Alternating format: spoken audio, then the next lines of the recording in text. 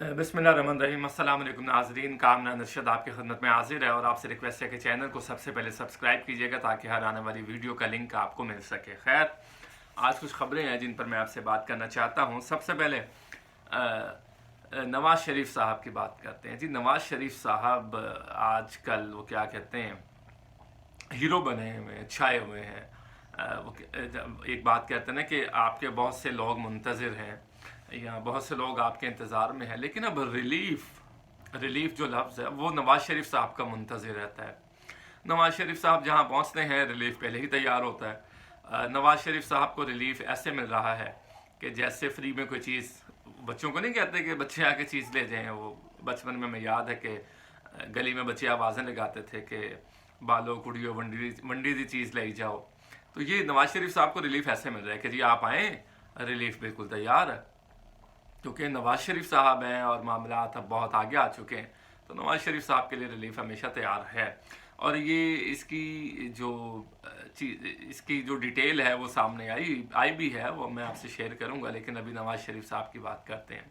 नवाज़ शरीफ साहब, आपको मालूम है कि 4 साल वो जिला वतन रहे, खुद साख्ता जिला वतनी काटी, बीमारी का एफिडेविट एक साइन करके अपने भाई की उसमें एविडेंस में वो लंदन की जानिब रवाना हो गए। फिर पाकिस्तान कब आएंगे नवाज़ शरीफ साहब, पाकिस्तान कब आएंगे, नवाज़ शरीफ साहब क्या चाहते हैं।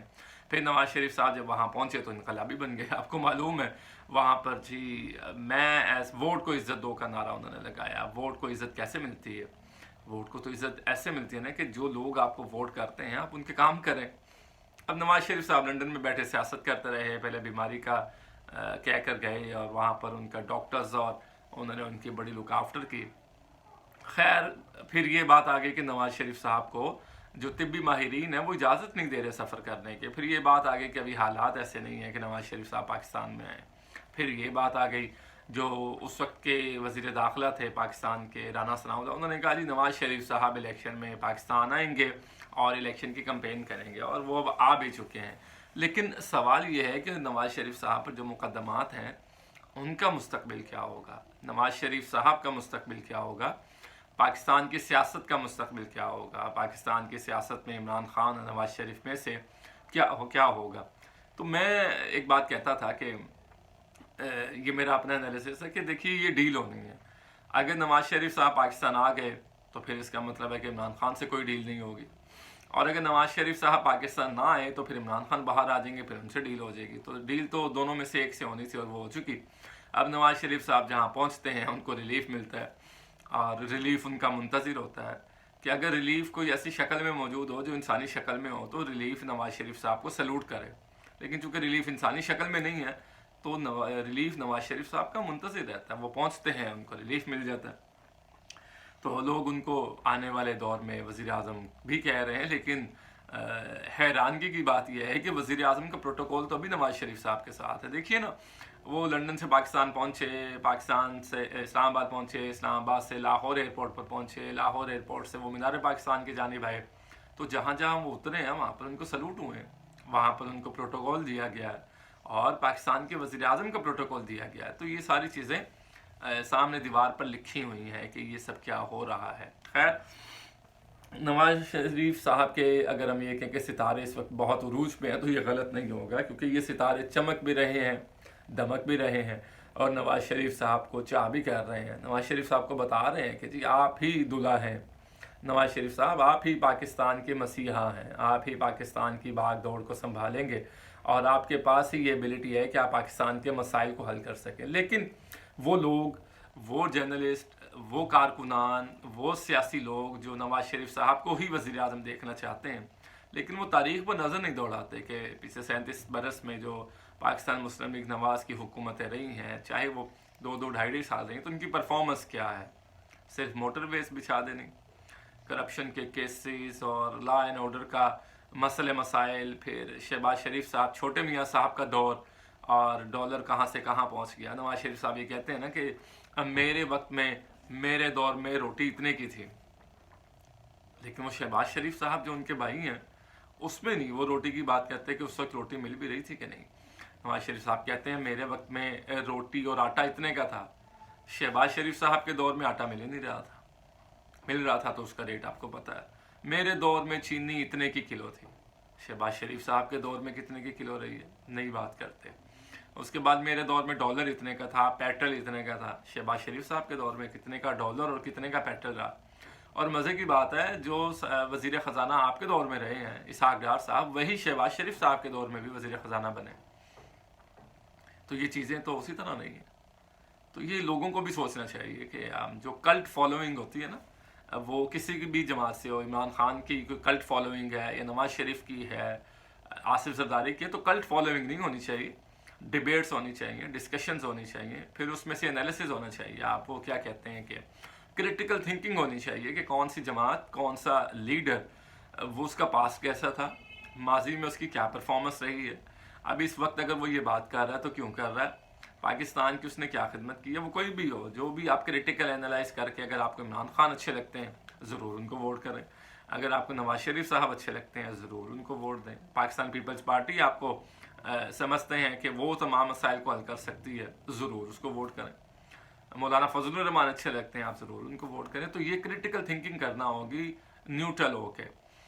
न्यूट्रल आप कैसे होते हैं, जब आप गैर जानिबदाराना तौर पर चीज़ों को देखते हैं, समझते हैं, एनालाइजेशन करते हैं, तारीख़ को देखते हैं, माजी की गलतियों कोताहियों को देखते हैं, आप ये देखते हैं कि आपके साथ कैसा ट्रीट किया गया है, वो देखते हैं, तो फिर आप किसी नतीजे पर पहुँच जाते हैं। खैर, नवाज शरीफ साहब के लिए जैसे मैंने आपको कहा कि रिलीफ मुंतज़िर है, वो नवाज शरीफ साहब का तो वो हिसाब है कि चट मंगनी पट वया। तो यही है कि एकदम से नवाज शरीफ साहब अदालत पहुँचते हैं, वहाँ से उनको रिलीफ मिल जाता है। उसके बाद वो बाहर आते हैं, मीडिया का कोई नुमाइंदा या कोई यूट्यूबर, कोई जर्नलिस्ट आगे जब सवाल करता है तो उनकी वही एक लाइन, उन्होंने कहा अल्लाह का शुक्र अल्लाह ताला ने आज मुझे सुरखरू किया।